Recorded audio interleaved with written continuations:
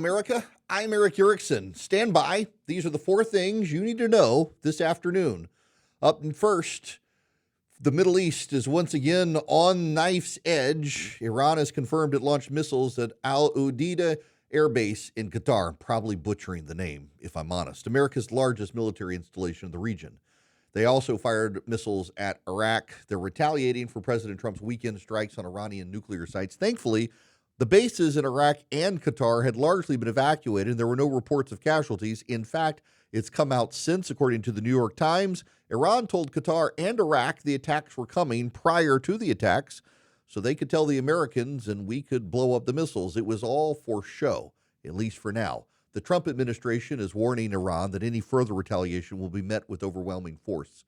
The real question is whether this spirals into a wider conflict, dragging us deeper into a conflict with Iran. The administration is meeting today to decide next steps, but this is a reminder that weakness invites aggression. The only language the Iranian regime respects is strength.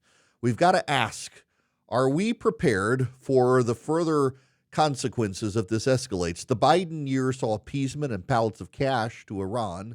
Now the Trump administration is reasserting red lines and showing that we will use force. The world is watching to see if we'll stand for him or if we'll blink. Next, oil prices and the whipsaw after Iran. After the missile strikes, oil prices actually went down.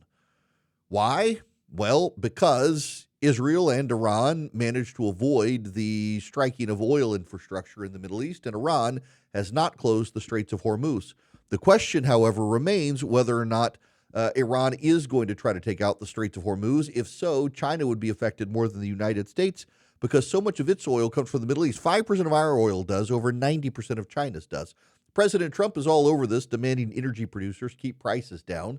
He's calling for more American drilling. On Truth Social, he wrote, "Drill, baby, drill, and I mean now. Everyone, keep oil prices down.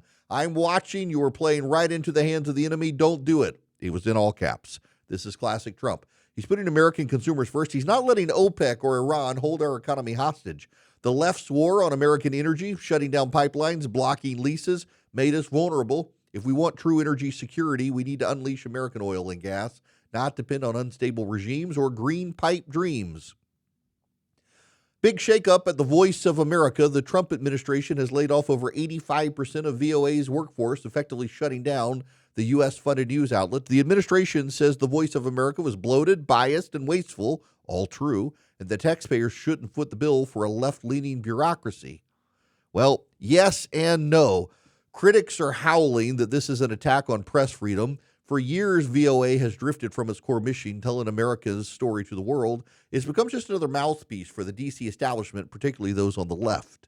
Trump's move is about accountability. If VOA can't deliver unbiased news and serve American interests, it shouldn't exist in its current form, although we have called back to work the Farsi speakers to broadcast into Iran because VOA occasionally serves a useful purpose.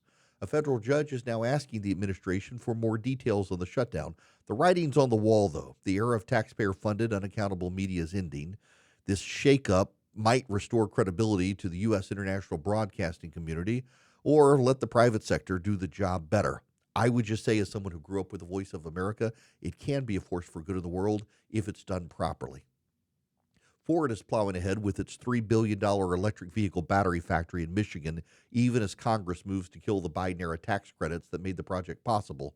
Here's the kicker. The plant relies on technology licensed from China's and the world's biggest battery producer located there. Republicans, with Trump's backing, are pushing legislation to block federal subsidies for any battery plant using Chinese tech or materials. Ford says it's going to finish the factory with or without the tax breaks, but it exposes real problems. We're trying to reshore manufacturing, but we're still dependent on China for key technology. That's what happens when climate policy is driven by ideology instead of common sense.